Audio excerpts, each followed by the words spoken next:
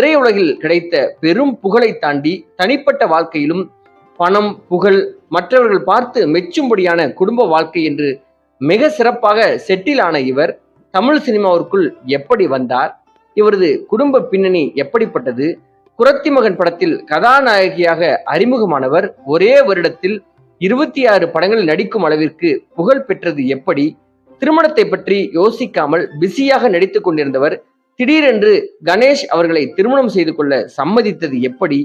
கணவர், குடும்பம், குழந்தைகள் என மிகவும் சந்தோஷமாக சென்று கொண்டிருந்த இவரது வாழ்க்கையில் சுற்றி இருந்தவர்களால் வந்த பிரச்சனைகள் என்னென்ன?